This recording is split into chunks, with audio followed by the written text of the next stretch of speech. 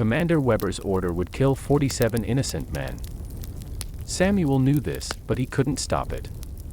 60 years later, when his hands still trembled writing in his diary, he revealed the truth. I was supposed to be one of those 47 men, and Weber knew it. But the real horror wasn't the order itself. It was discovering why Weber wanted Samuel dead. Close your eyes and travel with me to November 1916, deep in the muddy trenches of the Somme. The autumn air carried the metallic taste of blood and cordite, mixed with the sweet smell of decay that no soldier ever forgot. In Trench Sector 7, where Samuel Weber had spent 4 months learning the brutal mathematics of survival, everything was about to change. Commander Klaus Weber arrived on a gray Tuesday morning when mist hung over no man's land like ghostly breath. He came with mechanical efficiency that was almost inhuman in its precision. Samuel's first glimpse of Weber came during morning inspection. The man was tall, granite-shouldered, with a uniform that remained immaculate despite muddy conditions. But it was his eyes that made every soldier unconsciously step backward. Weber's eyes were gray, winter storm-colored, and they seemed to look through people rather than at them. When his gaze fell on soldiers, they felt catalogued, assessed, reduced to numbers and calculations only Weber understood. Samuel would later write, looking into Weber's eyes was like looking into clockwork, all precision and movement, but no warmth, no humanity. The previous commander, Captain Hoffman, had been killed by a sniper 3 days earlier. Hoffman had been well liked because he clearly cared about his men's survival. When he sent men on dangerous missions, you could see the weight of those decisions in his face. Weber showed no such burden. Weber's first staff meeting was called at 1,400 hours in the command bunker. The cramped, oil-lamplit space served as their sector's nerve center, walls covered with maps marked by colored pins indicating positions and threats. Samuel attended as senior NCO alongside Sergeants Muller, Koch, and Braun. Tension filled the air. Rumors circulated about a planned offensive requiring significant casualties for minor territorial gains. Weber entered precisely at 1400, carrying a briefcase and rolled maps more detailed than anything they'd seen. He spread professional surveys on the central table, replacing hand-drawn sketches with documents showing every crater, wire obstacle, and machine gun position. Gentlemen, Weber began, his voice carrying flat authority, I have reviewed this sector's performance over 3 months. Your casualty rates are unacceptably low. The words hung like poison gas. Unacceptably low casualty rates. What commander complained that too few men were dying? Sergeant Muller, an 18-month veteran, spoke carefully. Sir, we've maintained positions and repelled 3 enemy assaults while minimizing losses through dash. Weber's raised hand cut him off. Sergeant, you misunderstand war's nature. Casualties are not failures to be minimized. They are investments to be strategically allocated. But you haven't heard the worst part of Weber's philosophy yet. Weber walked to the map, pointing to positions with a wooden baton handled like a conductor's stick. Every soldier who dies serves a purpose beyond individual survival. The enemy calculates strategies based on our willingness to accept losses. When we preserve men too carefully, we signal weakness. Samuel felt chills unrelated to the bunker's temperature. Weber discussed their lives as chess pieces to be sacrificed for strategic advantage. Furthermore, Weber continued, high survival rates create dangerous overconfidence. Men who believe they'll survive make poor soldiers. They hesitate when decisive action is required. They form emotional attachments that compromise judgment. His gray eyes swept the assembled sergeants. Effective military units require constant mortality awareness. My predecessor failed to maintain this. I will not. Sergeant Koch cleared his throat nervously. Sir, what specific changes are you proposing? Weber smiled, more frightening than his previous stern demeanor. Operation Eisenhammer, Iron Hammer. An operation that will correct this sector's survival imbalance. Weber unrolled tactical maps showing red arrows for assault routes and numbers marking objectives with expected casualty rates for each phase. Intelligence indicates British forces in our opposing sector have been reinforced with fresh, inexperienced troops, Weber explained. we have opportunity to inflict significant casualties while capturing strategic positions. On paper, Eisenhower appeared standard, 3 companies advancing across no man's land to capture British trenches and establish forward observation posts, but Weber's details revealed the operation's true nature. The assault would proceed without adequate artillery preparation, without smoke screens, and most damning, would begin at dawn when British defenders would be most alert. "Sir," Sergeant Muller ventured, "wouldn't night attacks be more effective? Or additional artillery support?" Weber's expression remained unchanged. "The operation proceeds exactly as planned. Dawn assault, minimal artillery, no smoke screens. But sir, the casualty projections are acceptable. 40 to 50% casualties are within operational parameters." Samuel's stomach lurched. 50% casualties meant roughly half the men going over the top wouldn't return.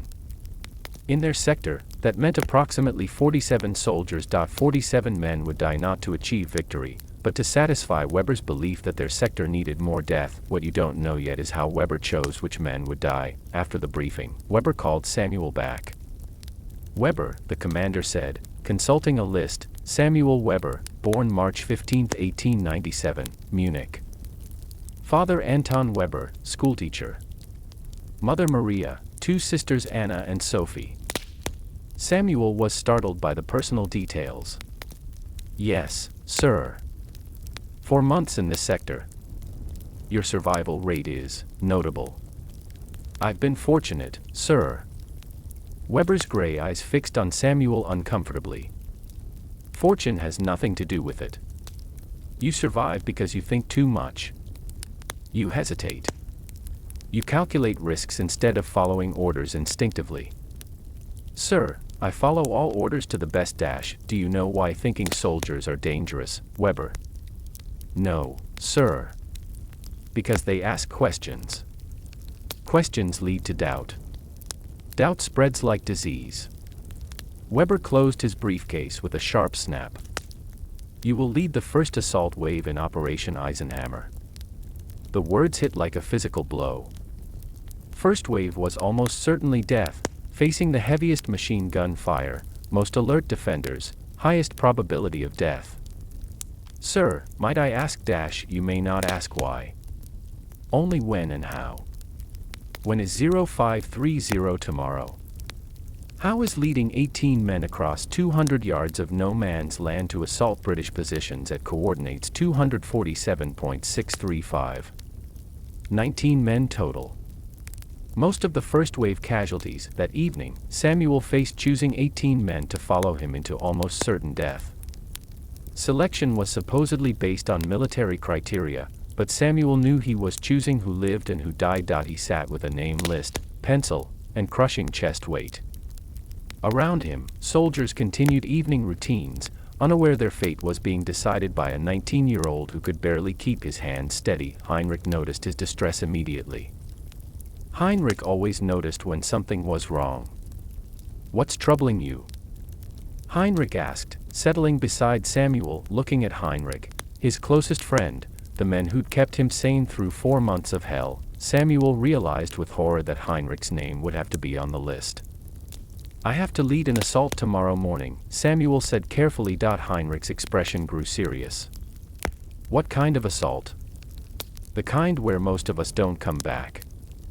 Heinrich was quiet, processing this. "And you choose the men?" Samuel nodded, unable to speak. Heinrich put his hand on Samuel's shoulder. "Then choose men who deserve to survive." "What do you mean?" "Choose troublemakers. Men who are cruel to others. Who steal rations or abuse prisoners." Heinrich's voice was steady, practical. "If some must die, let it be those who make life worse for everyone." Logical but feeling like playing God. How could Samuel decide who deserved to live or die? But Weber had already made the choice for him, in ways Samuel didn't understand yet. That night, Heinrich made a suggestion that would change everything. "Include me," Heinrich said simply. "No. Samuel, if you don't include me, Weber will know you're making emotional rather than military decisions." That will make him trust you less. I don't care what Weber thinks. You should. If Weber doesn't trust you, he'll replace you with someone who doesn't care about keeping these men alive. Heinrich gestured around the trench. At least with you leading, the men have someone who'll try to bring them home. Heinrich's logic was sound, but deliberately sending his best friend to die was unbearable. There has to be another way. Heinrich smiled sadly. In war, there's always another way. The problem is the other way usually involves more death, not less. Samuel spent 3 hours creating his list. 18 names determining who lived and died. He tried following Heinrich's advice about choosing troublemakers, but their sector didn't have many truly bad men. He included Heinrich, as requested. Bergmann, a cruel Prussian caught stealing from wounded soldiers. Kruger, who volunteered for dangerous missions because he enjoyed killing, but also Schmidt, a gentle boy who wrote poetry and wanted to teach after the war. Müller, who had 6 children and showed their pictures to everyone. Fischer, who couldn't be more than 17 despite claiming 19. Each name felt like weight added to Samuel's soul. When he delivered the list to Weber, the commander was reviewing personnel files, thick folders with detailed information about every soldier. Your list, Weber said without looking up. Samuel placed the paper down. Weber glanced at it, then consulted a folder. Interesting choices. Heinrich Müller, your closest friend. He volunteered, sir. No doubt. Weber made a note. And young Fischer. What makes him suitable? Samuel hesitated. Fischer was included only because he needed 18 names. He's eager for combat experience, sir. Weber's smile was thin, knowing. Of course he is. Weber set down his pen and looked directly at Samuel. Do you know why I chose you to lead this assault? No, sir. Because you care about these men. That caring will make you try harder to keep them alive. Trying harder will make you take greater risks.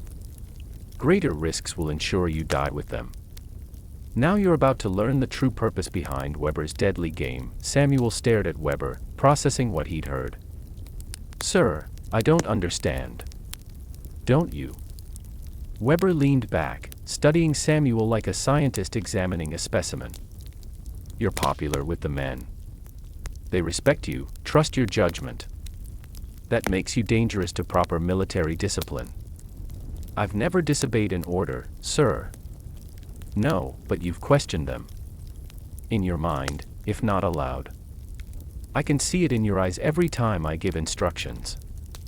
You think about whether orders make sense instead of simply following them. Weber's voice carried disgust. That thinking is contagious. Weber opened Samuel's folder and read from it. Intelligent, compassionate, natural leader. Shows initiative in combat. Popular with enlisted men. Forms strong personal bonds. Weber looked up. These aren't compliments. These are problems. The commander stood and walked to a sector map. Military efficiency requires men who follow orders without question. Men who see comrades as fellow soldiers, not friends. Men who understand individual survival is less important than operational objectives. I understand my duty, sir. No, you don't. Your duty isn't to survive. Your duty is to die when ordered, kill when ordered, without hesitation or moral consideration. Weber faced Samuel. Tomorrow's assault will teach you that lesson. Assuming you live long enough to learn it. As Samuel left the bunker, his mind reeled with Weber's implications. The commander wasn't planning a military operation, he was planning a culling. Deliberate elimination of soldiers showing too much independence, humanity, whatever Weber considered dangerous to military order. But why? What military thinking led to deliberately sacrificing your best men? That night, Samuel confided in Heinrich about his conversation with Weber. They whispered, huddled while rain drummed on wooden planks above. He wants us to die, Samuel said bluntly. Not for strategic purpose, but because we think too much. Heinrich listened carefully, asking questions about Weber's exact words, tone, body language. When Samuel finished, Heinrich was quiet for a long time. I've heard of officers like Weber. They believe independent thinking in ranks leads to mutiny, desertion, revolution. They'd rather command zombies than soldiers. But that doesn't make sense. Good soldiers need to think, adapt, make decisions when communications break down. You're assuming Weber wants good soldiers, Heinrich replied. What if he wants something else? What if he wants soldiers so traumatized, so broken, that they'll follow any order without question? Despite knowing the assault was essentially suicide, Samuel spent hours preparing his men as if their survival depended on perfect execution. Even hopeless missions could be made slightly less hopeless through proper planning. He gathered the 18 selected men in a private trench section. Looking at their faces, some eager, some terrified, some resigned, Samuel felt command responsibility's full weight. Young Fisher looked excited. For him, this was a chance to prove himself as a real soldier. He had no idea he was volunteering for a firing squad. Mueller, the gentle family man, seemed to understand their situation better. His face was pale but his hands steady checking equipment.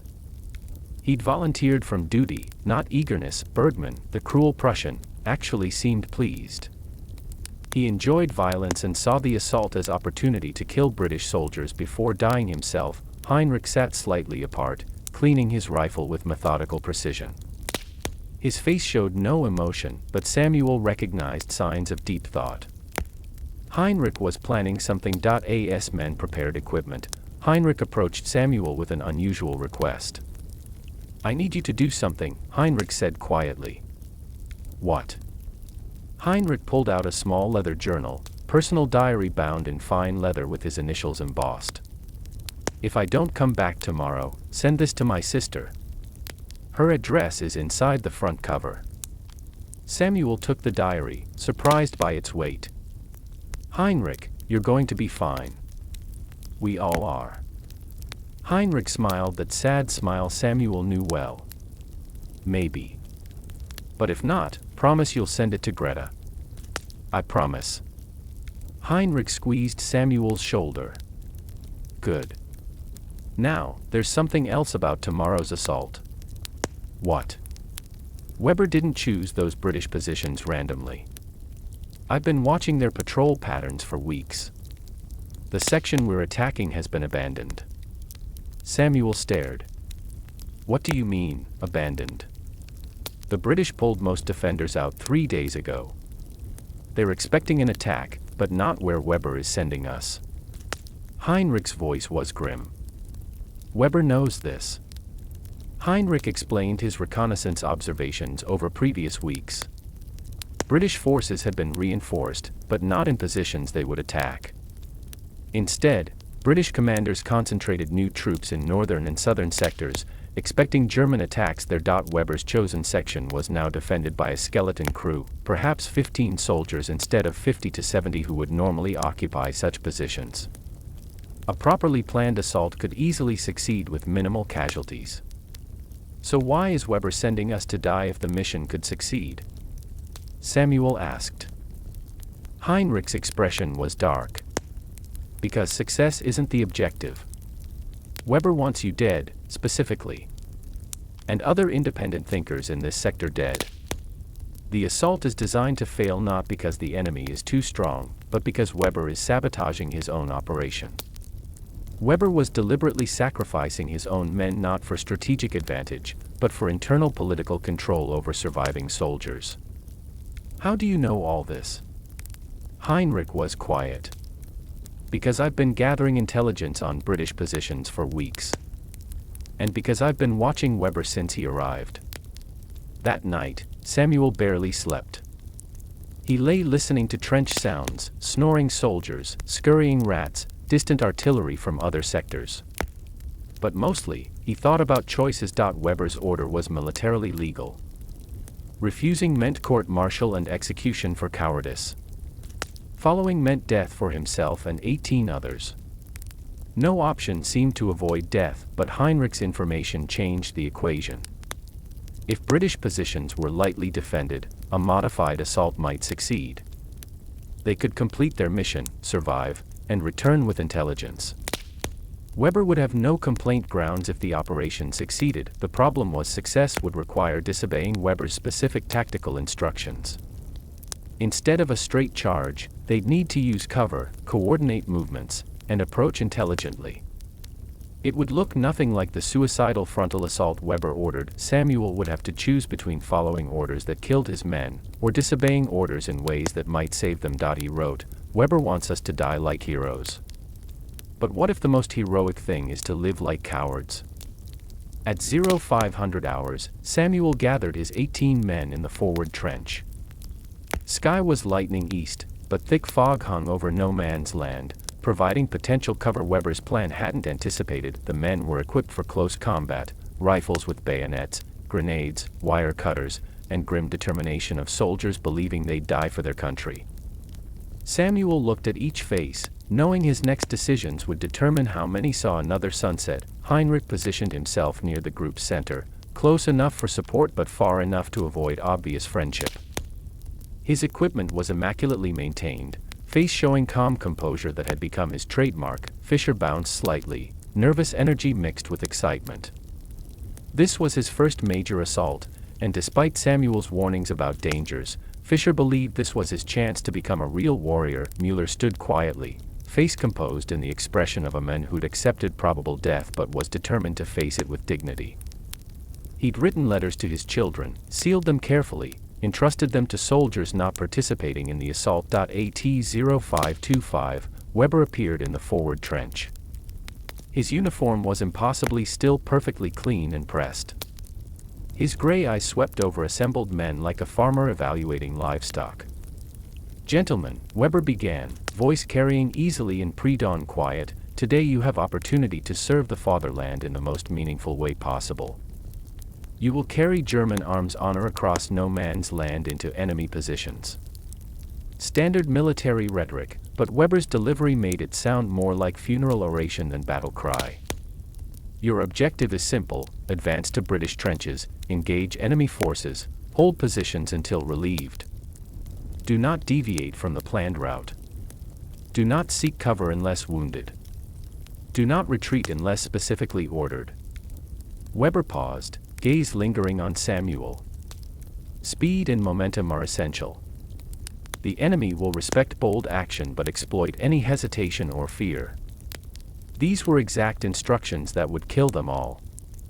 Weber was ordering them to ignore cover, advance in straight lines across open ground, prioritize speed over survival. "Sir," Samuel said carefully, "what about the fog? Should we modify our approach for reduced visibility?" Weber's expression hardened. "You will follow the plan exactly as briefed. No modifications. No tactical creativity. Disciplined obedience." What Samuel decided in the next 60 seconds would determine who lived and who died. At exactly 0530, Weber signaled for assault to begin. 18 German soldiers climbed from their trench and advanced across no man's land toward British positions. In pre-dawn gloom with fog providing partial concealment, they moved like ghosts across scarred landscape. For 50 yards, Samuel followed Weber's orders exactly. Men advanced in loose formation, maintaining speed and momentum Weber demanded. They moved quickly across surprisingly solid ground despite recent rains, but approaching halfway across no man's land, Samuel made his decision. Instead of continuing the straight-line assault Weber ordered, he signaled his men toward the large shell crater Heinrich had identified. The crater was deeper than expected, easily large enough for all 18 men. More importantly, its position blocked them from view of both German and British trenches, creating relative safety in the battlefield's middle. "What's the plan now?" Heinrich whispered as men settled into defensive positions around the crater's rim. Samuel pointed toward British lines, barely visible through fog. "We wait for fog to lift, then we do this properly." What followed wasn't Weber's suicidal charge, but a carefully coordinated military operation. Using Heinrich's intelligence about British positions, Samuel divided men into 3 groups approaching enemy trenches from different angles. British positions were indeed lightly defended, as Heinrich predicted. Instead of facing determined resistance from prepared defenders, they encountered a handful of surprised soldiers clearly not expecting attack from their sector. The assault was swift and efficient. Within 20 minutes, Samuel's men captured a British trench section roughly 60 yards long, taking prisoners and seizing intelligence documents. More importantly, they accomplished their mission with 0 casualties, but success created a new problem. Weber's plan assumed they'd all be dead or wounded. Their survival, let alone tactical victory, wasn't part of his calculations. When Samuel's men returned to German lines 2 hours later, carrying British prisoners and captured documents, Weber's reaction wasn't celebration but genuine anger. "You were ordered to hold positions until relieved," Weber said coldly. "Why did you withdraw?" "Sir, we accomplished mission objectives and determined that maintaining position would result in unnecessary casualties when British reinforcements arrived." Weber's jaw tightened. "You were not ordered to make tactical assessments. You were ordered to hold positions." "Sir, the men followed your orders instead of mine. That is a problem." Weber dismissed other soldiers but ordered Samuel to remain for debriefing. Alone in the bunker, Weber's professional authority mask slipped, revealing something more disturbing underneath. "You think you're clever," Weber said, consulting Samuel's file again. "Modifying orders to minimize casualties. Using initiative to achieve better results than planned. I thought success was the objective, sir." "Success?" Weber laughed without humor. "Your success today undermined everything I'm trying to accomplish in this sector." But Weber's anger wasn't really about the assault. It was about something much more personal. Weber opened another folder, thicker, containing documents Samuel didn't recognize. Official correspondence with Berlin letterheads, personnel transfer orders, detailed psychological profiles of soldiers throughout their sector. "Do you know what my real assignment is, Weber?" "To command this sector, sir." "No. My assignment is to identify and eliminate soldiers who pose potential threats to military discipline and German war efforts." Weber spread documents across his desk. Soldiers showing signs of independent thinking, moral questioning, or psychological instability that might lead to mutiny or desertion. Samuel felt ice in his veins. "Sir, you what? You're loyal to the fatherland. You follow orders. You serve without question." Weber's voice dripped sarcasm. "Your actions today prove otherwise. You modified a direct order based on personal judgment about what was best for your men." Weber pulled out a typed report and read from it.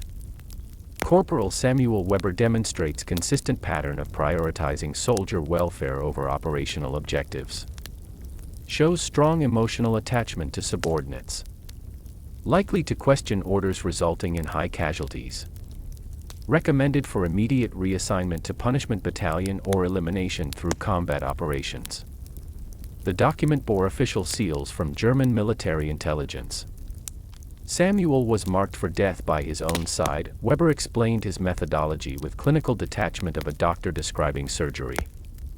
Over 6 months, he'd been assigned to various Western Front sectors, identifying soldiers whose psychological profiles suggested potential problems for military discipline. The Army learned valuable lessons from French mutinies earlier this year, Weber continued. Mutinies don't begin with cowards or weaklings. They begin with natural leaders who convince other soldiers that orders can be questioned, that survival is more important than duty. Weber had developed a system for eliminating such soldiers through carefully planned operations appearing to be legitimate military necessities. Soldiers marked for elimination would be assigned to missions with low survival probability, while properly obedient soldiers got safer positions. Operation Eisenhammer was designed specifically for you and 17 other men on my list, Weber said matter-of-factly. Your survival today has created complications. What complications? Weber smiled coldly. The kind requiring creative solutions. Weber opened Samuel's file and read from detailed psychological assessments compiled over months of observation. Subject shows strong moral compass conflicting with military necessity. Forms deep personal bonds compromising tactical judgment. Demonstrates initiative and independent thinking that could inspire similar behavior in subordinates. Weber looked up. These are characteristics of a future mutineer.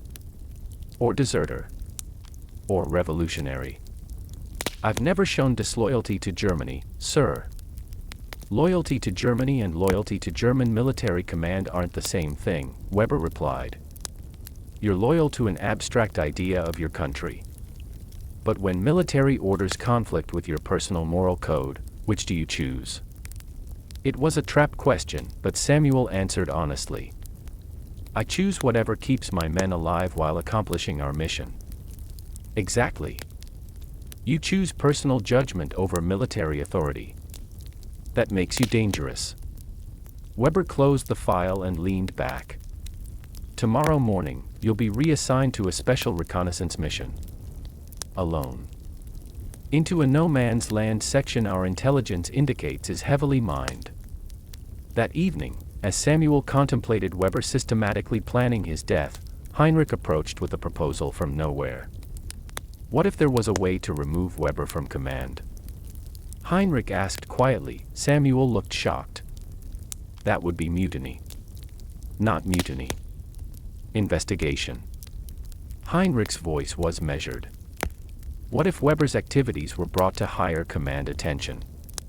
What if there was evidence he was deliberately sacrificing German soldiers for personal rather than military reasons? What evidence? Heinrich smiled. The kind that already exists in his own files. Heinrich explained he'd been observing Weber's activities since the commander's arrival. Weber's methodical approach to eliminating soldiers had left a paper trail usable against him if presented to right authorities. He keeps detailed records of everything. Personnel files, psychological assessments, casualty projections, correspondence with Berlin. If someone examined those files, they'd find clear evidence of systematic murder disguised as military operations. How do you know what's in his files? Heinrich's expression was carefully neutral. I've had opportunities to observe his record-keeping practices. A non-answer, but Samuel didn't press for details. Heinrich had a way of knowing impossible things, and Samuel had learned to trust his friend's intelligence. Even if you're right, how would we access his files? And who would we report him to? He's following orders from Berlin.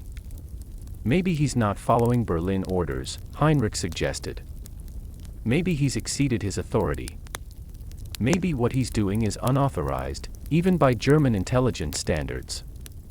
Heinrich had been analyzing Weber's operation for days from multiple angles.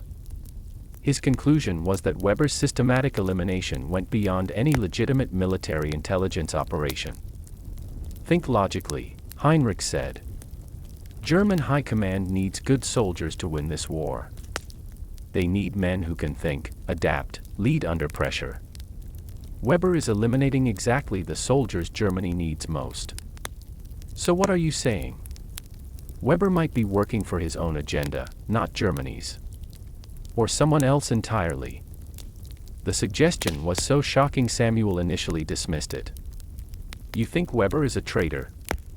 I think Weber is something worse than a traitor, Heinrich replied. A fanatic. Someone so committed to abstract military discipline that he's willing to destroy the actual military to preserve it. Heinrich outlined his theory. Weber represented a faction within German military leadership believing the war was being lost not because of superior enemy forces or inadequate resources, but because German soldiers had become too individualistic, too humane, too reluctant to accept death as victory's price. Men like Weber think if they can create an army of perfect automatons, soldiers who never question orders, never show mercy, never prioritize survival over duty, then Germany can still win through pure will and discipline. But that's insane. Yes, Heinrich agreed. Completely insane. Which is why it might be possible to stop him. Heinrich's plan required careful reconnaissance of Weber's activities, documentation of his Berlin correspondence, and evidence that his operations exceeded authorized mandate. Dangerous work requiring access to Weber's private files and potentially intercepting communications, but Heinrich seemed to have access to information and capabilities that surprised Samuel. Over the next days, Heinrich provided detailed intelligence about Weber's background, previous assignments, and connections within German military intelligence. Weber had been transferred between sectors unusually frequently over the past year. Each assignment lasted only months and was followed by unusually high casualty rates among soldiers identified as psychologically unreliable. He's been doing this almost a year, Heinrich explained. Moving sector to sector, culling independent thinking soldiers, then moving on before his pattern becomes obvious. How do you know all this? Heinrich hesitated. I have sources. People concerned about what Weber represents. Over the following week, Heinrich somehow acquired copies of Weber's correspondence with Berlin superiors. Documents revealed a systematic campaign to identify and eliminate soldiers based on psychological profiles rather than military performance, but documents also revealed something else: Weber's activities weren't officially sanctioned. He'd been given broad discretion to maintain discipline and morale in assigned sectors, but specific methods exceeded his authorization. More damaging, Weber's Berlin reports contained fabricated information about soldiers he'd eliminated. Men who died in his staged operations were posthumously described as cowards, potential deserters, or security risks, when actual records showed exemplary service. He's been murdering good soldiers then destroying their reputations to cover tracks, Heinrich said as they reviewed evidence by lamplight. Why? What does he gain? Heinrich's expression was grim. Power. Control. And satisfaction of believing he's saving Germany from its own soldiers. But Weber had been watching them too, and what he discovered would turn hunters into hunted. On Thursday evening, November 9th, Weber summoned both Samuel and Heinrich to the command bunker. When they arrived, they found the commander seated behind his desk with several open folders. His expression was even colder than usual. Gentlemen, Weber began, I've been reviewing recent intelligence reports, and I've discovered irregularities. Samuel felt his throat tighten. Had Weber discovered their investigation? Someone in this sector has been conducting unauthorized reconnaissance. Someone has been observing British positions in detail, gathering intelligence exceeding assigned responsibilities. Weber's gray eyes fixed on Heinrich. Müller, you've shown remarkable knowledge of enemy positions during briefings. Knowledge that seems to exceed what normal patrol activities would provide. Heinrich's expression remained perfectly calm. I believe in thorough preparation, sir. Do you? Or do you believe in activities exceeding your authority as a German soldier? The question hung like a challenge. Weber clearly suspected something, but how much did he know? Weber opened another folder. I've also discovered that certain documents from this command have been accessed without authorization. Documents containing sensitive information about German military operations. Now Samuel felt the commander's scrutiny. Sir, I'm not sure what you're implying. I'm not implying anything. I'm stating directly that someone in this bunker has been conducting espionage activities. The question is whether that espionage serves German interests or enemy interests.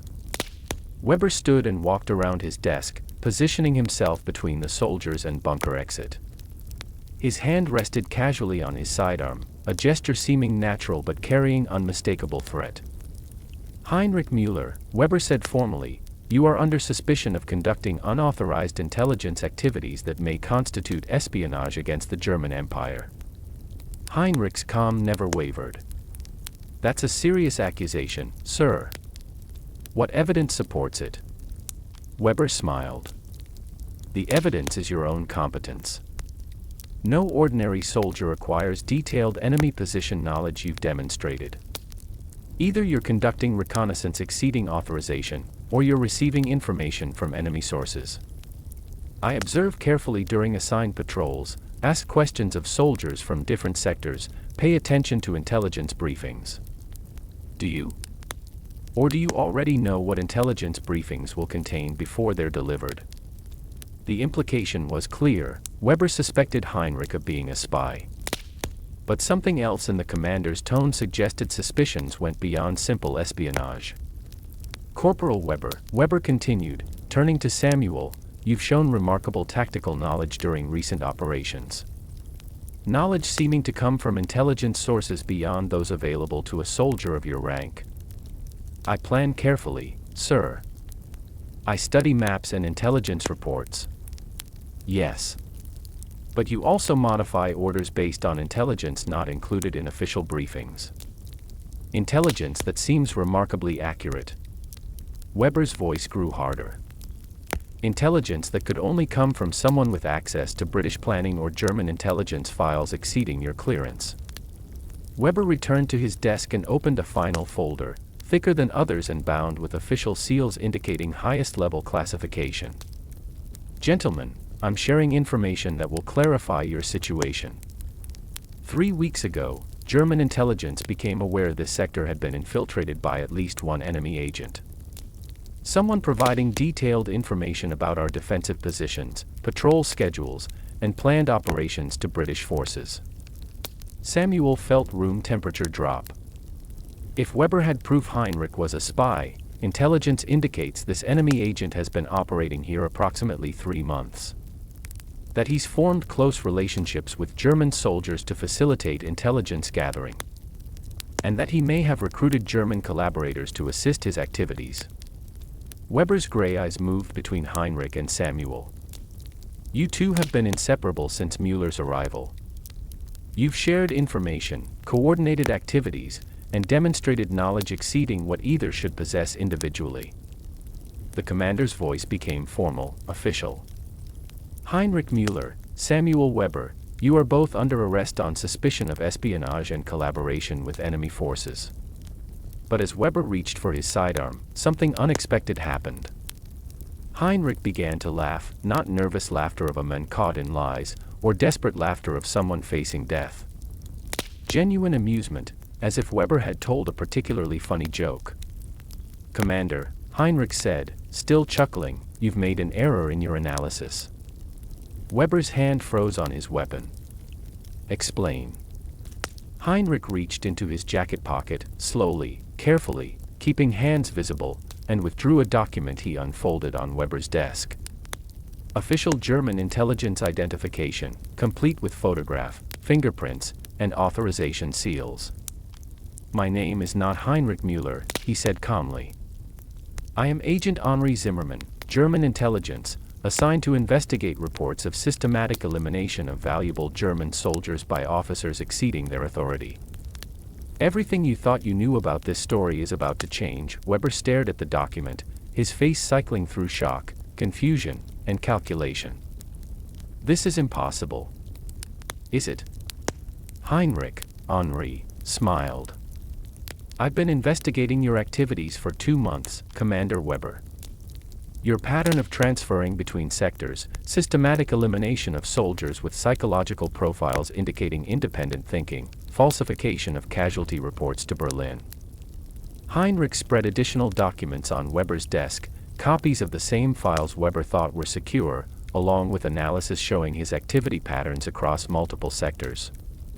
Klaus Weber, Heinrich continued, you are under arrest for unauthorized execution of German soldiers, falsification of military records, and conducting operations exceeding your mandate from German High Command. Weber's hand moved toward his sidearm, but Heinrich was faster. He had his own weapon drawn and pointed at Weber before the commander could complete his movement. I wouldn't recommend resistance, Heinrich said conversationally. I have authorization to use whatever force is necessary to complete my investigation. As Weber slowly raised his hands, Heinrich began explaining the true situation to stunned Samuel. German intelligence had been aware of unusual casualty patterns in several Western Front sectors. But instead of suspecting enemy infiltration, they'd begun suspecting German officers were systematically eliminating their own men for unauthorized reasons. Weber represents a faction within German command believing the war is being lost because German soldiers are too humane, too reluctant to die without question, Heinrich explained. They've been conducting unauthorized experiments in military purification, eliminating soldiers showing signs of independent thinking. Why wasn't I told about your investigation? Samuel asked. Heinrich's expression grew apologetic. Because you were one of the soldiers Weber was planning to eliminate. If I'd revealed my identity too early, you might have been killed before I could gather sufficient evidence to stop him. So our friendship was real, Heinrich said firmly. My assignment was investigating Weber, but my friendship with you developed naturally. It convinced me that Weber's theories about German soldiers are completely wrong. Heinrich gestured toward Weber, standing frozen with raised hands. Weber believes soldiers like you, men who care about comrades, question unnecessary death, try balancing duty with humanity, are weakening German war efforts. And what do you believe? I believe soldiers like you are the only reason Germany has any chance of winning this war. Weber, realizing his situation was hopeless, began speaking with desperate energy of a man trying to justify indefensible actions. You don't understand what's happening to our army, Weber said, voice rising. The men are becoming soft, questioning orders, prioritizing survival over victory. Look at what happened today. Weber modified a direct assault because he worried about casualties. The modified order was more effective than your original plan, Heinrich pointed out. Effectiveness isn't the point. Weber shouted. Obedience is the point. Discipline is the point. If soldiers start believing they can improve orders through independent thinking, military authority collapses. Weber's passionate response revealed his fanaticism's depth. He genuinely believed absolute obedience was more important than tactical success, that maintaining command authority was more valuable than soldier survival. Every man who dies questioning an order is a man who might have inspired others to question orders, Weber continued. Every soldier who survives through independent action teaches other soldiers that orders are negotiable. Heinrich listened to Weber's justification with professional interest. And you believe this justifies murdering your own soldiers? I don't murder soldiers, Weber replied. I eliminate threats to military discipline through legitimate combat operations. As Heinrich continued interrogation, Weber revealed the conspiracy scope he represented. Dozens of officers throughout the German army shared his philosophy, quietly eliminating soldiers whose psychological profiles suggested potential problems for military authority. We call it Operation Reinigung, purification, Weber said with evident pride. Systematic removal of psychological undesirables from German military units. The operation had been running 8 months, with participating officers transferring between sectors to identify and eliminate targeted soldiers. Weber estimated over 300 German soldiers had been killed not by enemy action, but by their own officers implementing unauthorized purification protocols.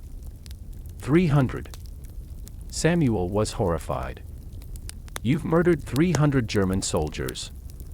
I've eliminated 300 potential mutineers, deserters, and revolutionary influences, Weber corrected. Men who would have caused far more German deaths through psychological contamination of loyal soldiers. Heinrich took careful notes as Weber detailed the operation. Names of participating officers, sectors where eliminations occurred, methods used to disguise murders as combat casualties. Who authorized this operation? Weber's expression became evasive. Authorization comes from the highest levels of German command. Which specific officials? I'm not at liberty to dash. Heinrich pressed his sidearm against Weber's temple. Commander, your situation has moved beyond military protocol. Answer the question.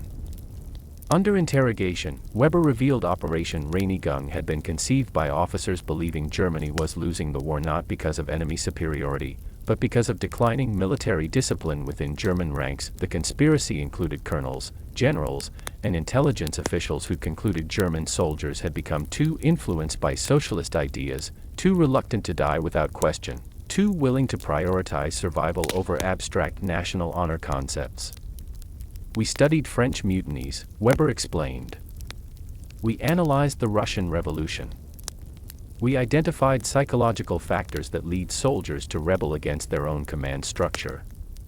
Conspirators had developed detailed psychological profiles for identifying soldiers showing early potential disloyalty signs, not disloyalty to Germany, but disloyalty to unquestioning military obedience. Soldiers who form strong personal bonds will prioritize friendships over military objectives. Soldiers who think independently will question orders seeming ineffective or unnecessarily dangerous. Soldiers showing moral sensitivity will hesitate when asked to commit acts conflicting with personal ethics. So you kill them, Heinrich said flatly. We eliminate psychological threats before they can spread, Weber corrected, but Weber's real reason for targeting Samuel was far more personal than psychological profiling. As Heinrich continued pressing Weber for details, the commander's professional detachment facade began cracking. His motivations went beyond abstract theories about military discipline. Tell me about your father, Corporal Weber, Weber said suddenly. Samuel was confused by the apparent subject change. My father. He's a schoolteacher in Munich. Anton Weber. Yes, I know him well. Weber's expression grew darker. Do you know what your father taught before the war? Literature. German literature and history. Weber smiled bitterly. Your father taught my son. Friedrich Weber. Did you know that? The revelation hit Samuel like artillery impact. Weber had a son taught by Samuel's father. Friedrich was brilliant, Weber continued, voice growing emotional. Top of his class, destined for military academy, perfect officer material. Until your father filled his head with ideas about individual moral responsibility and questioning authority importance. Heinrich maintained his weapon position but listened intently as Weber revealed his personal motivation. Your father taught Friedrich to think critically about orders, consider moral implications of military action, prioritize human life over abstract duty. Weber's voice grew louder, more passionate. When Friedrich enlisted, instead of becoming the perfect officer I'd trained him to be, he questioned everything. He hesitated during combat. He tried minimizing casualties instead of maximizing tactical advantage. Where is Friedrich now? Samuel asked, beginning to understand. Friedrich died 6 months ago, Weber said quietly. Killed because he hesitated when decisive action was required. Because he'd been taught to think instead of obey. Weber's gray eyes bore into Samuel with naked hatred. Your father destroyed my son by teaching him to be human instead of teaching him to be a soldier. Now I'm returning the favor by destroying his son. Weber's revelation recontextualized everything since his arrival. This wasn't about military discipline or psychological profiling. This was personal revenge against Samuel's family, disguised as official military operations. You assigned me to lead the assault because you wanted me to die, Samuel said. I assigned you to lead the assault because I wanted you to die slowly, thinking about all the ways you could have saved your men if only you'd been a better soldier, Weber replied. Heinrich interrupted. Commander, your personal motivations have been clearly established. You're conducting unauthorized operations for revenge, not military necessity. My motivations are irrelevant, Weber snapped. My methods are effective. Every soldier I eliminate makes the German army stronger. Your methods are murder, Heinrich corrected. And they end now. As they waited in no man's land under darkness cover, Weber made a final confession that changed everything. Agent Zimmerman, Weber said quietly, there's something you should know about Operation Rainy Gum. What? Weber's voice was barely audible above distant artillery from other sectors. I volunteered for it because my son Friedrich didn't just die from hesitation in combat. He was executed for refusing to follow an order that would have killed civilians. The confession hung in pre-dawn air like fog. Weber's entire campaign against independent thinking soldiers had been motivated not by abstract military philosophy, but by guilt and grief over his son's death. Friedrich was ordered to execute prisoners, Weber continued. French civilians accused of providing intelligence to Allied forces. No evidence, no trial, no investigation. Just an order to shoot 12 people, including 2 women and a child. Heinrich lowered his weapon slightly. And Friedrich refused. Friedrich questioned the order. Asked for written authorization. Requested prisoners be transferred to proper authorities for investigation. Weber's voice was breaking. So they shot him for insubordination. Weber looked directly at Samuel. Your father taught my son to ask questions. Those questions got him killed. So I decided if questioning authority was fatal for my son, it should be fatal for everyone. Weber's confession revealed the psychological mechanism behind his fanaticism. He'd been trying to convince himself that his son's death was justified by eliminating other soldiers showing similar independence of thought. Every soldier I eliminate proves Friedrich's death was necessary, Weber said. Every independent thinker who dies demonstrates that military discipline requires absolute obedience. Heinrich holstered his weapon completely. Commander, your son's death wasn't caused by his moral sensitivity. It was caused by officers willing to murder civilians and execute soldiers for questioning illegal orders. The orders weren't illegal. They were authorized by they were war crimes, Heinrich interrupted. And your son died because he refused to be a war criminal. Weber stared at Heinrich as if seeing him clearly for the first time. But if Friedrich was right to refuse those orders, then everything I've done, everything you've done has been an attempt to prove your son deserved to die, Samuel said gently. By killing soldiers like him, you've been trying to convince yourself that the officers who executed him were justified. Weber's psychological defenses crumbled under this realization's weight. The men who'd seemed like a machine, cold and calculating and utterly without humanity, began weeping in no man's land as dawn broke over the Western Front. I've murdered good men, Weber whispered. Men just like Friedrich. Men who asked the same questions, showed the same moral courage, demonstrated the same independence that got my son killed. Heinrich and Samuel watched as Weber's entire worldview collapsed. The philosophical framework he'd constructed to justify his actions revealed itself as an elaborate psychological defense mechanism designed to avoid confronting the truth about his son's death. Commander, Heinrich said quietly, it's not too late to stop this. Weber looked up through his tears. How? Operation Reinigung involves hundreds of officers. Even if I'm removed, the operation continues. Heinrich's expression was thoughtful. Operations like this depend on individual officers believing they're justified. If word spreads that the operation is based on personal revenge rather than military necessity, other officers might begin questioning their participation. Heinrich outlined a strategy for exposing Operation Reinigung that went beyond simply arresting Weber. The conspiracy was too large to stop by eliminating individual participants, but might be vulnerable to exposure within German military circles. We document everything, Heinrich explained. Weber's confession, evidence of unauthorized eliminations, participating officer names, lack of proper Berlin authorization. And then, present evidence to German officers who aren't part of the conspiracy. Men who care more about winning the war than maintaining abstract military discipline ideals.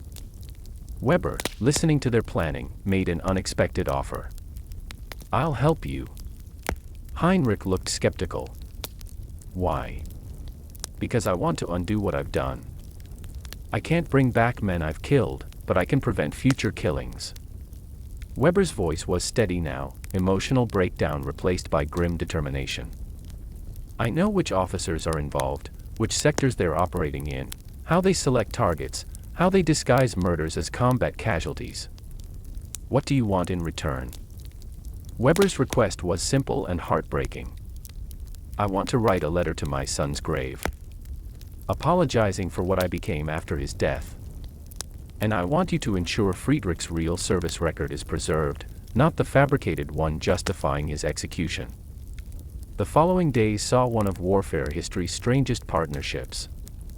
Heinrich, officially German intelligence investigating unauthorized operations, Samuel, a corporal who'd accidentally uncovered conspiracy, and Weber, a disgraced commander seeking redemption through exposing his own crimes. Working together in secret, they documented Operation Reunigung's scope across multiple Western Front sectors. Weber provided names, dates, and methods. Heinrich contributed intelligence gathering expertise and German command structure contacts. Samuel offered detailed first-hand accounts of Weber's activities in their sector. The evidence they compiled was devastating. Over 8 months, Operation Reunigung had resulted in more than 400 German soldier deaths, men identified as psychological threats and eliminated through staged operations designed to look like legitimate combat casualties. 400 of our best men, Heinrich said, reviewing documented cases. Natural leaders, independent thinkers, soldiers who cared about comrades. Exactly the men we need most. Weber nodded grimly. We convinced ourselves we were strengthening the army by removing weak elements. But we were actually destroying the army's soul. But exposing Operation Reunigung would require taking on some of the German army's most powerful officers. Heinrich's investigation revealed Operation Reunigung was supported by a network of officers holding significant positions within German military intelligence, logistics, and command structure. These weren't rogue operators working independently. They represented a coordinated faction with considerable institutional power. The challenge, Heinrich explained, is finding officers within German command who aren't already part of the conspiracy and who have enough authority to act on our evidence. Weber provided crucial intelligence about the conspiracy's organization. The operation is compartmentalized. Most participating officers only know about activities in their own sectors. But there's a coordinating committee meeting monthly to review elimination targets and plan future operations. Who's on this committee? Weber recited names that made Heinrich wince. Colonels, intelligence chiefs, staff officers from Army Group headquarters. Men with power to make Weber's activities seem officially authorized even when they exceeded actual mandate. How do we expose a conspiracy that includes people who would normally investigate conspiracies? Samuel asked. Heinrich's answer was both simple and terrifying. We go outside the German military structure entirely. Heinrich's plan was unprecedented in its audacity. Instead of attempting to work within German military hierarchy, he proposed providing Operation Reunigung evidence to international observers who could pressure German high command to investigate and stop unauthorized eliminations. The International Red Cross has observers attached to German army units, Heinrich explained. They're supposed to monitor compliance with international laws regarding prisoner and civilian treatment. But their mandate could expand to include internal military activities affecting prisoner welfare. The plan required careful timing and enormous risk. Heinrich would arrange for Red Cross observers to inspect their sector when Weber's planned operations could be documented in real time. Observers would witness unauthorized elimination systematic nature and file reports reaching Swiss authorities and eventually the international community. If Operation Reunigung becomes an international scandal, German high command will be forced to investigate and stop it regardless of how many officers are involved. Weber listened with growing alarm. If you expose Operation Reunigung internationally, you'll damage Germany's reputation and potentially affect the war effort. Operation Reunigung is already damaging the war effort by killing our best soldiers, Samuel pointed out. Heinrich added, and Germany's reputation is less important than stopping German soldier murder by German officers. Over the next week, Heinrich used intelligence contacts to arrange Red Cross observers to conduct routine inspection of their sector. Observers would arrive under pretense of investigating reported prisoner treatment protocol violations, but would actually document Weber's elimination activities. The plan required Weber's cooperation in staging one final operation demonstrating his methods while providing evidence for international authorities. Weber would order another assault mission designed to eliminate targeted soldiers, but this time observed and documented by neutral witnesses. You want me to commit murder in front of international observers? Weber asked. We want you to follow normal procedures so those procedures can be properly evaluated by objective authorities, Heinrich replied. Weber understood implications. If he proceeded with standard Operation Reinigung protocols, he'd provide documented evidence of his own war crimes. If he modified his approach to avoid international scrutiny, he'd admit his normal methods were indefensible. This will destroy my career. Your career was destroyed the moment you started murdering your own soldiers, Heinrich replied. Red Cross inspection was scheduled for November 18, 1916. Weber was ordered to conduct normal sector operations while international observers monitored compliance with military protocols and personnel treatment. The observers, 2 Swiss representatives and 1 American medical officer, arrived expecting to investigate routine prisoner treatment complaints. They had no idea they were about to witness systematic murder evidence within German military ranks. Weber, under Heinrich's careful observation, proceeded with his planned elimination operation exactly as he'd conducted previous ones. He identified soldiers whose psychological profiles suggested independent thinking, designed an assault mission with minimal success probability, and issued orders prioritizing speed and aggression over tactical intelligence. But this time, every detail was documented. International observers noted Weber's selection criteria, tactical planning seeming designed to maximize casualties, and specific instructions preventing soldiers from using available cover or tactical advantages. Commander, the Swiss observer asked during briefing, what strategic objective justifies the projected casualty rates for this operation? Weber's answer, delivered with characteristic cold precision, was recorded verbatim. Strategic objectives are secondary to demonstrating absolute obedience to military authority. Casualties serve the purpose of reinforcing proper military discipline among surviving soldiers. The international observer's report created exactly the scandal Heinrich hoped for. Within 2 weeks of publication, German High Command faced international pressure to investigate Operation Reinigung and account for systematic soldier elimination based on psychological rather than military criteria. More importantly, the report reached German officers unaware of the conspiracy's scope. When colonels and generals learned hundreds of their best soldiers had been deliberately sacrificed for unauthorized purposes, internal investigation pressure became irresistible. Weber was arrested and charged with multiple murder counts, falsification of military records, and exceeding authorization. But his arrest was only the beginning of wider investigation that eventually exposed the entire Operation Reinigung network. Heinrich's role in the exposure earned German intelligence commendation, but also made him enemies among officers who'd supported the elimination campaign. We've won this battle, Heinrich told Samuel after Weber's arrest. But the war between these 2 military command philosophies will continue long after this war ends. Weber's arrest and exposure sent shockwaves through the entire sector. Soldiers marked for elimination suddenly found themselves reassigned to safer positions, while officers unaware of the conspiracy began questioning their own orders and superiors. Samuel was promoted to sergeant and given command of the section Weber had planned to eliminate. Heinrich was reassigned to other intelligence duties but remained in contact, providing updates on the broader Operation Reinigung investigation, but the experience's psychological impact went beyond organizational changes. Samuel had learned his own military could be more dangerous than the enemy he was supposed to fight. The discovery shattered his fundamental trust in military authority and forced him to question every order, every mission, every decision affecting his men's lives. I used to believe following orders was always right, Samuel wrote in his diary. Now I understand some orders are crimes disguised as duty. The challenge is learning to distinguish between legitimate authority and authorized evil.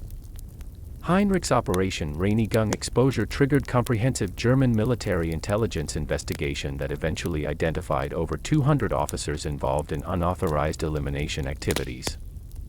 Investigation revealed the conspiracy had been operating in virtually every Western Front sector, systematically removing soldiers whose psychological profiles suggested potential challenges to military authority. Conspiracy scope was staggering. Detailed records showed Operation Reinigung had been responsible for approximately 1,200 German soldier deaths over 8 months, casualties reported as combat losses but actually deliberate eliminations conducted by German officers. 1,200 men, Heinrich reported to Samuel during clandestine meetings. Some of our best soldiers, killed not by British bullets but by German paranoia about independent thinking. Investigation also revealed the philosophical split within German military leadership that had made Operation Reinigung possible. A significant officer faction genuinely believed modern warfare required soldiers psychologically incapable of questioning authority, regardless of tactical or strategic consequences. Military trials following Weber's arrest were conducted secretly to avoid damaging German military morale, but Heinrich provided Samuel regular updates on proceedings. Weber cooperated fully with investigators, providing detailed testimony about the operation's methods, objectives, and authorization. Weber's testimony was both damning and tragic.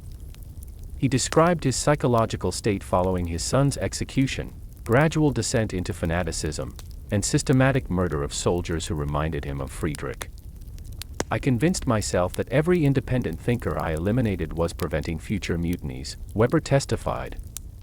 But truth is, I was trying to kill my son over and over again, to prove the officers who executed him were right. Weber's psychological evaluation revealed severe trauma-induced paranoia and obsessive need to justify his son's death through similar soldiers' deaths. Military psychiatrists concluded Weber had been operating under severe psychological distress that compromised his judgment and led to criminal behavior. Weber was sentenced to death for German soldier murder, but the sentence was commuted to life imprisonment when his psychological evaluation was considered. He spent the war's remainder in military prison, writing detailed Operation Reinigung accounts that helped investigators identify and arrest other participating officers. Other conspiracy officers received varying sentences based on participation level and available evidence. Some were executed, others imprisoned, and a few simply transferred to non-combat positions where they could do no further damage. But Heinrich warned Samuel that trials only addressed visible symptoms of a deeper problem within German military culture. "We've arrested officers who committed crimes," Heinrich said, "but we haven't changed the thinking that made those crimes seem justified to them." Near war's end, as German forces retreated across territory they'd held for years, Samuel encountered a young German officer who approached him during a rest period between tactical withdrawals. "Sergeant Weber." Samuel Weber. Samuel looked up to see a lieutenant who couldn't be more than 20, with the same gray eyes and angular features he remembered from Commander Weber. "I'm Lieutenant Friedrich Weber," the young officer continued. "Klaus Weber was my father." The shock of meeting Weber's son, the son whose death had motivated the entire Operation Reinigung conspiracy, left Samuel speechless. "My father wrote to me before he died in military prison," Friedrich continued. "He told me about you, about what you did to stop his conspiracy, about the men you saved by refusing to follow his orders." Friedrich looked nothing like his father's memory. Where Klaus Weber had been cold and mechanical, Friedrich showed warmth and genuine concern for soldiers under his command. Where Klaus had prioritized abstract discipline over human welfare, Friedrich clearly understood that effective leadership required balancing authority with compassion. "I wanted to thank you," Friedrich said simply. "My father told me you represented everything he should have been instead of what he became after my brother's death." Samuel stared at the young officer. "Your brother?" "Friedrich Weber. The son my father told you about, executed for refusing illegal orders." The lieutenant's voice was steady but sad. "Friedrich was my older brother. I took his name after he died, to honor his memory." Weber's tragedy's full scope began emerging. Klaus Weber had had two sons, both named Friedrich. The older Friedrich had been executed for refusing to commit war crimes. The younger Friedrich, who'd taken his brother's name and identity, had survived to become the kind of officer Klaus Weber should have been. "My father spent his last months writing letters to families of soldiers he killed through Operation Reinigung," the lieutenant continued. "In every letter, he mentioned you and Heinrich as examples of the kind of soldiers my brother Friedrich would have admired." Friedrich handed Samuel a thick envelope. "These are copies of those letters. My father wanted surviving soldiers from Operation Reinigung to know that the men who died were heroes, not threats to military discipline." The envelope contained over 50 letters Klaus Weber had written from military prison to families of soldiers he'd eliminated through staged operations. Each letter was detailed confession and apology, acknowledging the soldier had died not from enemy action but from Weber's conspiracy. Reading the letters was emotionally devastating. Weber had remembered specific details about each soldier he'd killed, personalities, families, hopes for after the war, acts of kindness and courage that had actually marked them for elimination. Private Joseph Mueller died because he shared rations with wounded comrades, one letter read. I eliminated him because such compassion indicated psychological weakness that might spread to other soldiers. I was wrong. Compassion makes soldiers stronger, not weaker. Another, Corporal Hans Fischer died because he questioned an order that would have resulted in unnecessary casualties. I staged his death because I believed questioning orders was dangerous to military discipline. I was wrong. Questions from intelligent soldiers prevent military disasters. Each letter was signed, Klaus Weber, father of Friedrich Weber, shame of the German army. Lieutenant Friedrich Weber, the younger brother who'd taken his executed sibling's identity, had spent months delivering these letters personally to grieving families throughout Germany. His mission was ensuring families knew their sons had died as heroes, not as psychological threats Weber claimed they were. My father's last request was that someone continue his redemption work by ensuring Operation Reinigung could never happen again, Lieutenant Friedrich explained. He believed the best way to prevent similar conspiracies was educating military officers about what those conspiracies actually cost. Friedrich had compiled a comprehensive Operation Reinigung report being distributed throughout German military academies and training institutions. The report used specific cases to demonstrate how systematic elimination of independent thinking soldiers had weakened rather than strengthened German military effectiveness. Every officer candidate now learns about Operation Reinigung as an example of how personal psychological trauma can lead to criminal behavior disguised as military necessity. As their conversation continued, Lieutenant Friedrich revealed the ultimate outcome of Heinrich's investigation and Operation Reinigung exposure.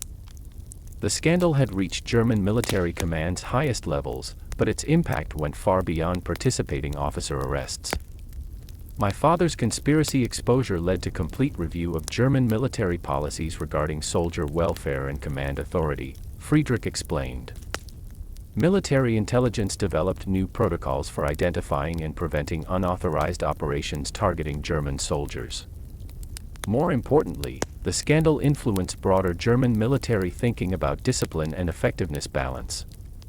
Evidence that Operation Reinigung had eliminated some of Germany's most capable soldiers while claiming to strengthen military effectiveness persuaded many officers that excessive emphasis on blind obedience was counterproductive. German military doctrine now explicitly states that intelligent order questioning is a valuable military skill, not a threat to discipline, Friedrich said. Officers are trained to encourage analytical thinking among subordinates rather than suppress it. But Friedrich's most important revelation concerned Heinrich's real identity and mission.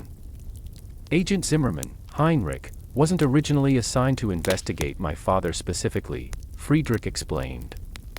He was assigned to investigate reports that German casualties in certain sectors were unusually high due to tactical errors by commanding officers. What do you mean?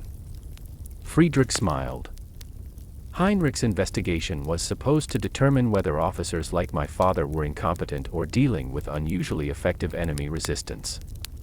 The discovery they were deliberately murdering their own men was completely unexpected. Heinrich's investigation had uncovered not just Weber's conspiracy, but a systemic problem within German military command contributing to Germany's strategic Western Front failures. Operation Reinigung was eliminating exactly the soldiers Germany needed most, men who could adapt to changing circumstances, inspire subordinate loyalty, and achieve tactical success through intelligence rather than blind aggression. The irony, Friedrich explained, is that my father's faction believed they were saving Germany by eliminating weak soldiers. But they were actually destroying Germany by eliminating strong soldiers. Mathematical reality was stark. Germany was losing its best men not just to enemy action, but to friendly fire from officers who mistook competence for disloyalty. Heinrich's report estimated Operation Reinigung cost Germany the equivalent of 3 full battalions of elite soldiers. Men who could have changed major battle outcomes if they'd been allowed to live and lead. Despite the larger victory against Operation Reinigung, the experience had taken personal tolls on both Samuel and Heinrich, lasting for the rest of their lives. They'd learned that authority couldn't be trusted automatically, that good intentions could mask criminal behavior, and that standing up for principles sometimes required risking everything. Samuel's relationship with military service was permanently changed. He continued serving effectively, but never again accepted orders without careful consideration of their purpose and consequences. He became known as a leader who would follow necessary orders but question unnecessary ones, even when such questioning was uncomfortable for superiors. Heinrich's intelligence work became focused on identifying and preventing similar conspiracies within German military ranks. He developed protocols for investigating unusual casualty patterns and created systems for protecting soldiers who reported suspicious activities by commanding officers, but both men carried psychological scars from their Weber confrontation. They'd been forced to confront the reality that evil could wear authority's uniform, that murder could be disguised as military necessity, and that good soldiers sometimes had to choose between obeying orders and preserving their humanity. After the war ended, Samuel and Heinrich maintained friendship through regular correspondence. Their letters, preserved in Samuel's family archives, provide unique windows into Operation Reinigung experience's lasting psychological impact. Heinrich's letters showed a man struggling to understand how German military culture had allowed such conspiracy to develop and persist for months without detection. He dedicated his post-war life to military reform, working to ensure similar abuses could never occur again. Samuel's letters revealed ongoing struggle to balance respect for legitimate authority with vigilance against authoritarian abuse.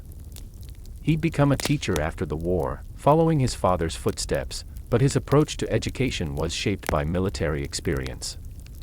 "I teach my students to respect authority," Samuel wrote to Heinrich in 1925, "but I also teach them to think critically about what authority asks them to do."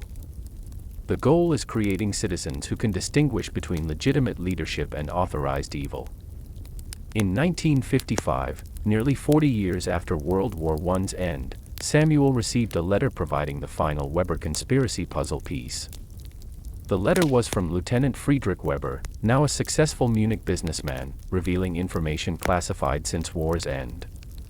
"Herr Weber," the letter began, "I believe you deserve to know the complete truth about my father's conspiracy and your role in stopping it." Friedrich explained that Heinrich's investigation had been even more extensive than Samuel knew. Operation Reinigung had been connected to a broader conspiracy within German military leadership extending beyond individual soldier elimination.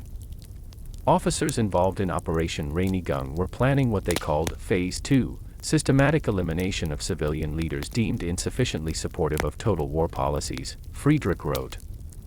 Teachers, journalists, religious leaders, politicians who advocated for negotiated peace rather than total victory. Samuel's father, the schoolteacher whose ideas about moral responsibility had allegedly corrupted Klaus Weber's son, had been on the Phase 2 elimination list. "By stopping my father when you did, you prevented not just more soldier murders, but civilian leader murders throughout Germany, including your own father." In 1962, when both Samuel and Heinrich were in their 60s, Heinrich made a confession recontextualizing their entire wartime relationship. They were meeting for their annual reunion, a tradition maintained since war's end, when Heinrich revealed something he'd kept secret for 46 years. "Samuel, there's something I need to tell you about my real identity during the war." Samuel, now a retired teacher with grandchildren, looked at his old friend curiously. "What do you mean?" "You were Agent Zimmermann, German intelligence." Heinrich shook his head. "That's what I told Weber, and what I told you." But it wasn't entirely true. Heinrich explained his real identity was even more complex than anyone suspected. He had indeed been a German intelligence agent, but also something else, a double agent working for a secret organization within German military command opposed to the authoritarian faction Weber represented. There were two competing intelligence networks within the German army, Heinrich explained. Weber's faction represented officers believing Germany needed more authoritarian control. My network represented officers believing Germany needed more effective leadership. Heinrich's mission hadn't been simply investigating Weber, but documenting and exposing the entire authoritarian faction systematically weakening German military effectiveness through obsession with blind obedience. Independent thinking soldier elimination wasn't just morally wrong, Heinrich said. It was strategically suicidal. Germany was losing the war because men like Weber were destroying the army's ability to adapt and overcome. Heinrich's revelation provided final understanding of what they'd really accomplished by stopping Weber. They hadn't just prevented individual soldier murders, they'd helped determine German military thinking's future direction. The faction Weber represented lost influence after Operation Reinigung was exposed, Heinrich explained. German military doctrine evolved to emphasize tactical flexibility, initiative among junior officers, and the value of soldiers who could think independently. This military thinking evolution had implications extending far beyond Germany. Lessons learned from Operation Reinigung influenced military training and doctrine throughout Europe, contributing to broader understanding of the relationship between military effectiveness and human dignity. We helped prove that treating soldiers as human beings rather than expendable resources actually improves military performance, Heinrich said, but personal cost had been enormous. Both men had been forced to confront the reality that their own side could be more dangerous than the enemy they were fighting. They'd learned that moral courage sometimes required resisting legitimate authority, and that preserving humanity in wartime sometimes meant violating military discipline. Years later, when Samuel was in his 80s writing final diary entries, he reflected on the lasting impact of his Weber confrontation and Operation Reinigung conspiracy. "I learned that war doesn't just kill people," he wrote. "It kills the simple ideas we use to understand right and wrong, friend and enemy, duty and conscience. Weber taught me that my own officers could be more dangerous than enemy soldiers. Heinrich taught me that true loyalty sometimes requires betraying false authority." But Samuel's final understanding went beyond Operation Reinigung's specific lessons. The real horror of Weber's conspiracy wasn't that it killed good soldiers, his final diary entry read. The real horror was that it was logical. Given Weber's assumptions about military discipline and human nature, his actions made perfect sense. The problem wasn't that Weber was crazy. The problem was that Weber was sane according to a definition of sanity that prioritized abstract ideals over human life. On December 15, 1967, 3 days before Samuel's death from natural causes, he received one final letter related to the Weber conspiracy. This letter came from an unexpected source, Weber's grandson, a young military historian researching his grandfather's World War I activities. "Herr Weber," the letter began, "my name is Klaus Weber III, and I am the grandson of the Klaus Weber who attempted to kill you in 1916. I am writing to thank you for stopping my grandfather before he could destroy more lives, including potentially his own family." The younger Weber explained he'd spent years researching Operation Reinigung as part of his doctoral dissertation on German military command during World War I. His research had revealed Klaus Weber's conspiracy had been even more extensive than Heinrich's original investigation discovered. "My grandfather's files, recovered after his prison death, contained plans for extending Operation Reinigung beyond military targets to include civilian leaders, intellectuals, and anyone advocating policies prioritizing individual welfare over state authority. By stopping him when you did, you prevented not just a military conspiracy but a potential political murder campaign that could have changed German history's course." The younger Weber's letter included a copy of his completed dissertation, documenting Operation Reinigung's full scope and its impact on German military effectiveness during the war's final years.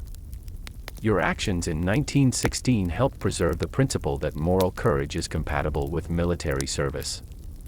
The soldiers you saved went on to become some of Germany's most effective military leaders, proving that independent thinking strengthens rather than weakens military effectiveness."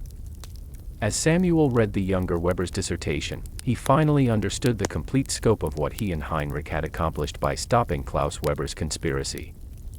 They hadn't just saved individual lives, they'd helped preserve the principle that military service should enhance rather than destroy human dignity. Soldiers who survived because Operation Reinigung was exposed had gone on to become leaders in post-war Germany. carrying with them understanding that true strength comes from thinking individuals working together rather than from mindless automatons following orders without question.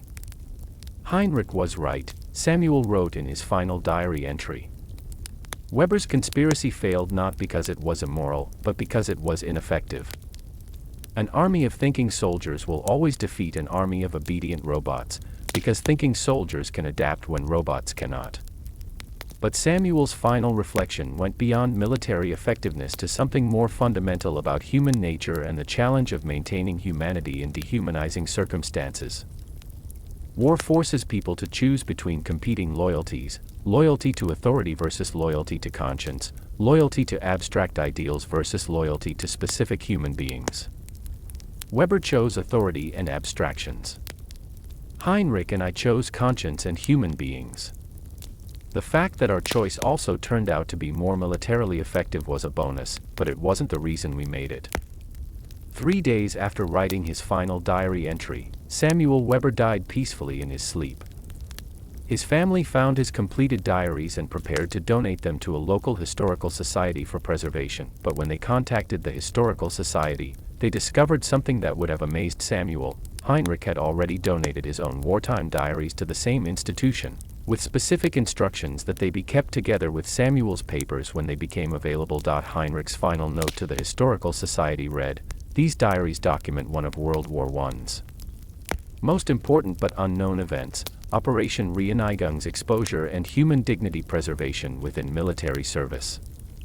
They should be read together, as the friendship they document was the force that made their author's courage possible." But the Historical Society's research into the Weber/Zimmermann papers revealed one final mystery. Heinrich's real name had not been Henri Zimmermann, as he told Weber.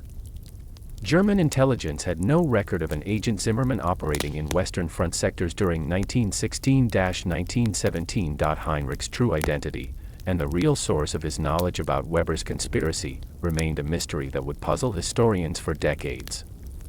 Had he been a German agent? A foreign spy? A freelance investigator? Or something else entirely? The only clue was a single line in Heinrich's final diary entry: "Some secrets must be preserved to protect the people who made heroism possible. Samuel saved my life by trusting me despite not knowing who I really was. The least I can do is preserve his memory by letting him believe he knew." The mystery of Heinrich's true identity became one of World War I historical research's most intriguing unsolved puzzles.